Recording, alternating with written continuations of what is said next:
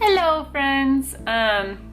I wanted to talk a little bit about a show that is not new, but that I've been recently watching just like old episodes of on Hulu. So, that show would be The Biggest Loser. I'm sure a lot of you have seen The Biggest Loser. It's a pretty, wide-scale phenomenon. I actually had never watched an entire episode before, let alone an entire season.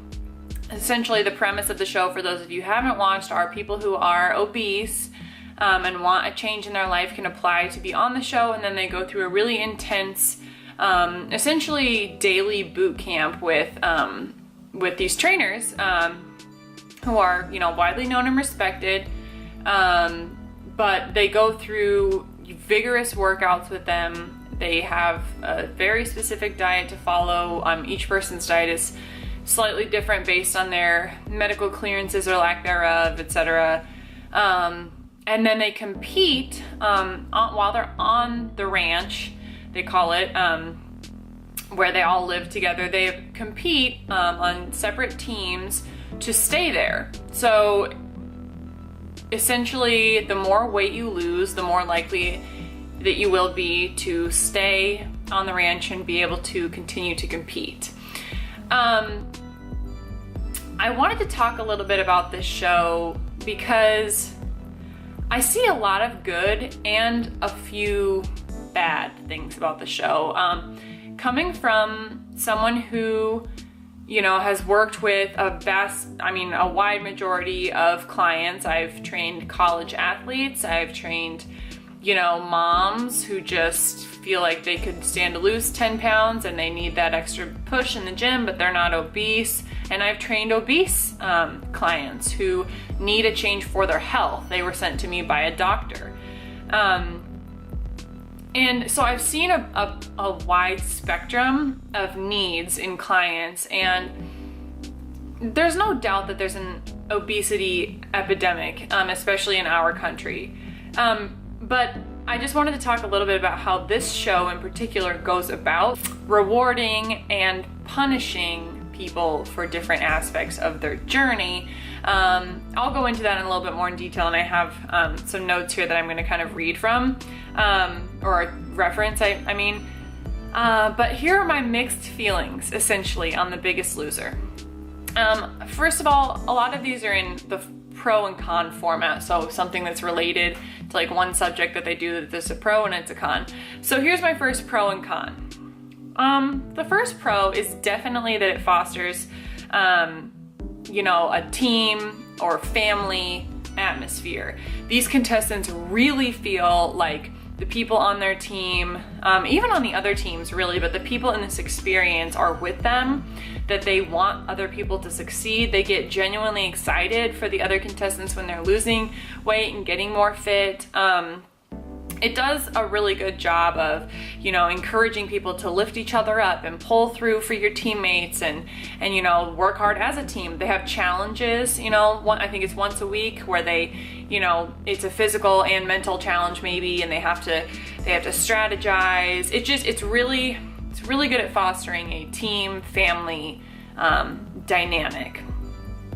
The con would be sometimes it does take away a little bit from their individual progress.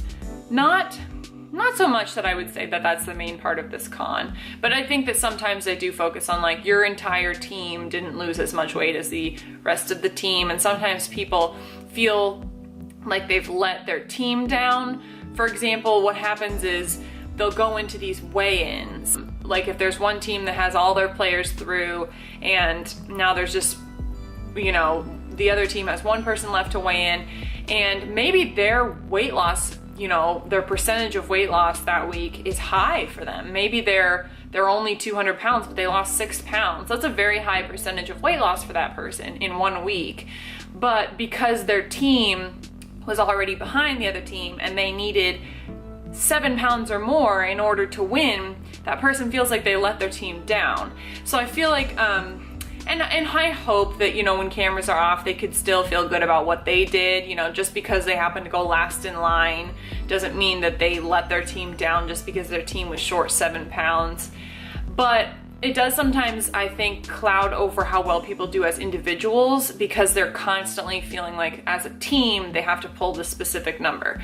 However, like I said, that team atmosphere, it really does help them, you know, reach their goals more. It teaches them to, you know, think of other people. I don't know. It's kind of a tricky pro and con, but I feel like when you know, someone who struggles with obesity and maybe has a really hard time, you know, dealing with the underlying issues and things like that, to take away from them making personal progress, I think can maybe be detrimental.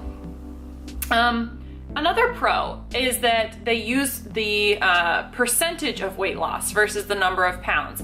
And this is obvious, and you know, and in why they do this, but essentially what that means is people that go there all need to change, they all need to lose weight, most of them for health reasons. You know, it's not, and I say lose weight because obviously there are more things in life to losing weight, but for health reasons these people need to lose weight. But for example, a woman who's 5'2" and obese might have a different probably has a different starting weight than a man who's 6'3" and obese. See what I mean? So that man might be 400 pounds, that woman is 280 pounds, and she's, you know, still needs to make a change, but her losing, you know, 10 pounds is a much higher percentage of her weight than him losing 10 pounds. And I'm not saying that 10 pounds isn't a huge number and that he shouldn't be proud of that, this hypothetical man, but you know what I mean? So they use the percentage of their weight lost after they find out what the actual number was, then they convert it into percentages. So that's a definite pro,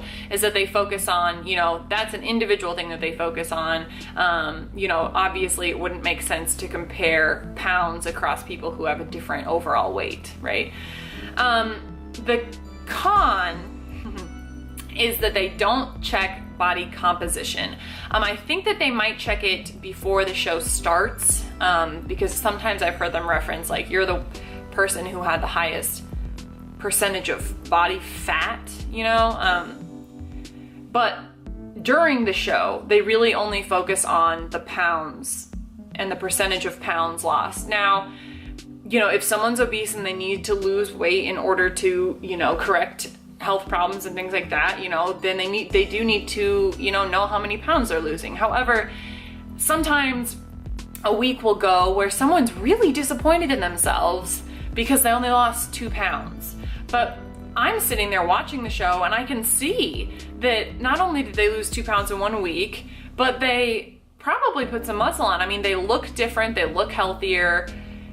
And so people are feeling really discouraged because the only measure that they're looking at is that pound measurement, and they're not thinking, okay, I only lost 2 pounds, but that's because I lost 4 pounds of fat and I gained 2 pounds of muscle and I should be really proud of that. Instead, they're thinking, I only lost 2 pounds. That's not enough for my team. And they definitely aren't being praised for putting muscle on. The only focus, you know, really, I mean, they are praised for getting stronger. So I guess kind of, you know, underlying would be maybe talking about muscle or hinting at the fact that they're, you know, putting more muscle on, but they don't explicitly talk about, and you've put some really good muscle on. It's not about that. It's only about weight loss. So another big pro is that these trainers, I think, do from a trainer's perspective, I think they do a pretty good job of focusing on self-love and teaching self-love and trying to convince these, you know, not convince, trying to work on the underlying issues with, you know, that may have contributed to this weight gain. You know, some people were struggling with death of a family member. Some people were struggling with cancer in themselves or in a family member or something like that. They've had to deal with loss and other, you know, some people have underlying eating disorders, which we know has a huge mental aspect to them. And so I think that they do a good job. They sit down with each person, you know, multiple times individually, and they talk about what's going on mentally with them. And there's a big focus on that, and I really appreciate that. And I think that they do a good job of, you know, saying that there's a lot more, it's more complex than just the number. You know, you have to deal with what's going on underlying, you have to deal with your own head, and you have to love yourself and be proud of yourself. They do talk about that. However, then I have kind of the like mixed feeling of, so then why do you focus, you know, just kind of going off of that last point of the whole composition thing, when you focus solely on the number on the scale and say things like, literally the coaches will sometimes say things like, that's not enough, or, you know, I was expecting more, and things like that. And, you know, sometimes that's okay to say, or that, you know, sometimes that might be accurate and they're just being blunt about it. But I feel like it's a little bit conflicting in the fact that, you know, when they say things like, that's not enough, who's to say that's not enough if they had a huge mental breakthrough that week and they're feeling a lot better mentally? I feel like it's just a little bit conflicting in teaching self-love. They do a good job in bringing it up in the first place, and then sometimes the tactics that are used, focusing so much on the number on the scale, etc., are a little bit conflicting in following through on teaching that self-love. That's a small thing, but I feel like I get so excited when I, you know, hear them working with someone on their mental well-being, and then they get so down on themselves because they only lost a certain number of pounds that week. And it always just makes me so frustrated for them, and you know, feel bad for that contestant, because I feel like they may have made progress in other areas that's getting a little overlooked sometimes. So they also have a doctor, like a resident doctor on the show. I'm sure this man is very knowledgeable in, you know, all things medical.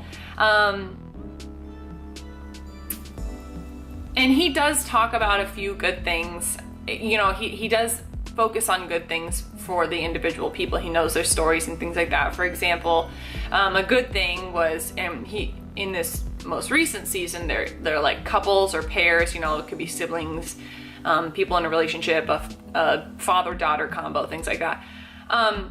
He was talking to a couple about how if they want to have kids, which was their goal, that they need to get healthy.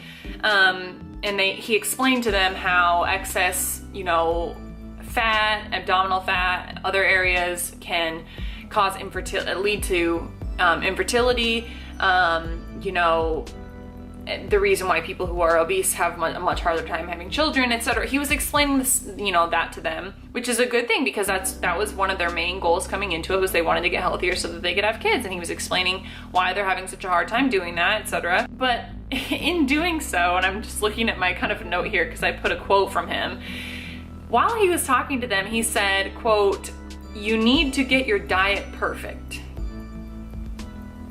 That was like part of one of his sentences that he said to them. I think what he meant was, you need to really focus on your diet. You need to cut out the shit, you know, that kind of a thing. But that's not what he said. What he said was, you need to get your diet perfect, which leaves no room for trial and error.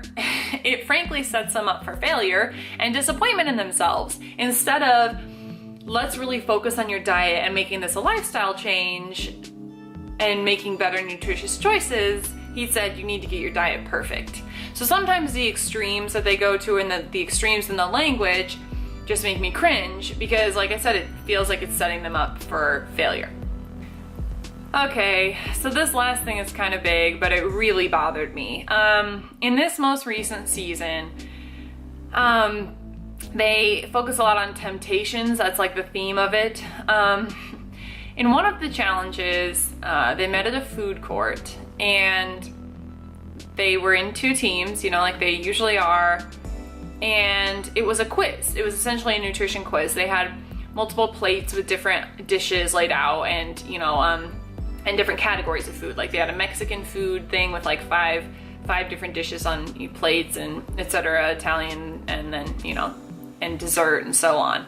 And they would quiz them on things like, in the Italian food section, which food has the highest amount of saturated fat?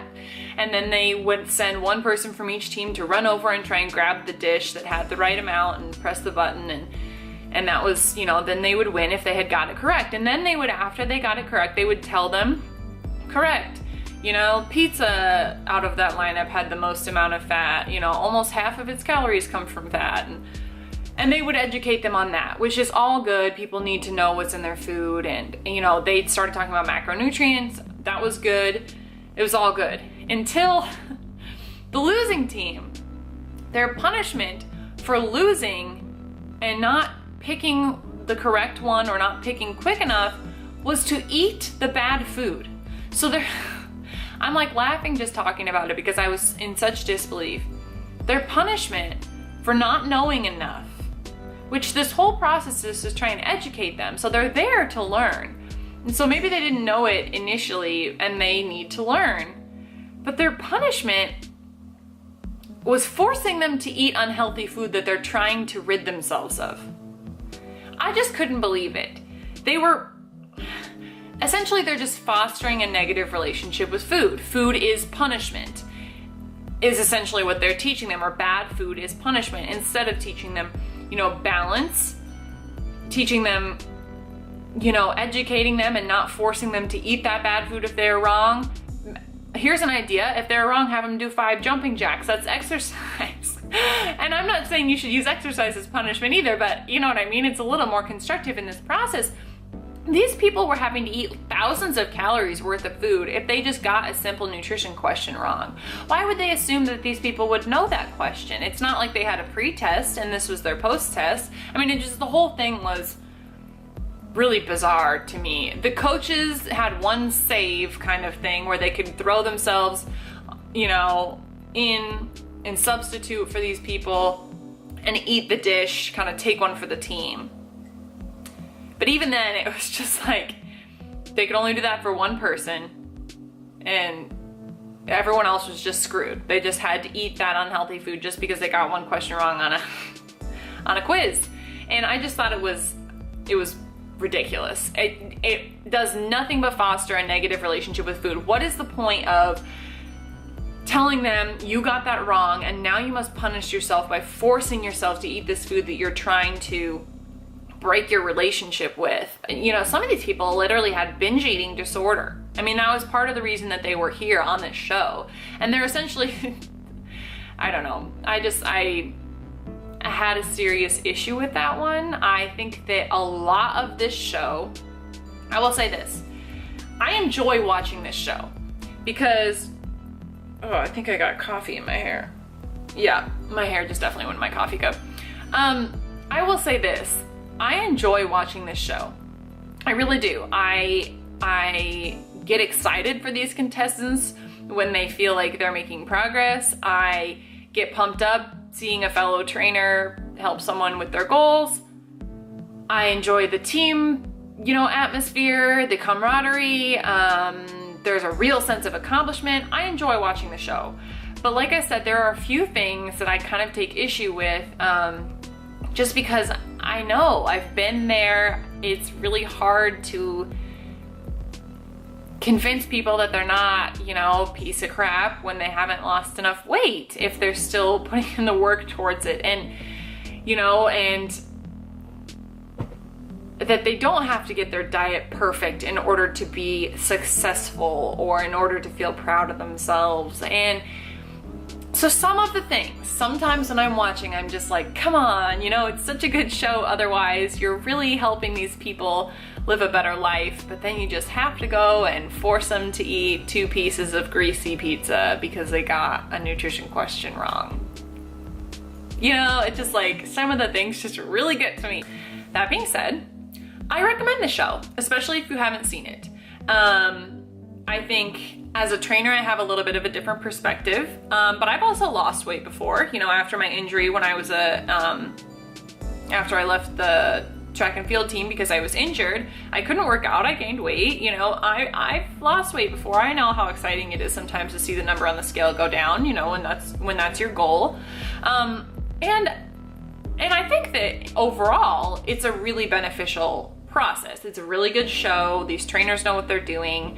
They cook for them and show them what they're cooking with, how to substitute things in. Generally, I like it. I would give it a thumbs up as a show. But like I said, take it with a grain of salt because if you're anything like me in the fitness world and you kind of preach flexibility and self-love, and focusing on composition and things like that, it's a little hard to watch at parts. I'll just put it that way. It's a little hard to watch. But, like I said, even with those few objections, I would recommend at least checking it out. It's nothing short of inspiring. These people lose hundreds and hundreds of pounds. They change their lives. They've gotten rid of, I mean, they rid themselves of diabetes. It's a significant thing that they're doing. And I applaud these people for going through such a hard process away from their families. They spend months on this ranch, isolated from society and their families and everything. It's a big deal, and it's a huge accomplishment. So not taking anything away from these people. Like I said, it's just a few tactics that kind of make me, so that was my only thing. But I really enjoyed it. So it's kind of my new thing. It's kind of going back through old seasons, and I get really into the characters, and I really cheer for people. I really do. So it's been good. So, yeah, let me know, give this a thumbs up if you also like The Biggest Loser, if you also have issues with some of the things that it does. If you'd like to hear some reviews on things like this, please subscribe if you haven't already, and I will see you next time. Thanks, guys.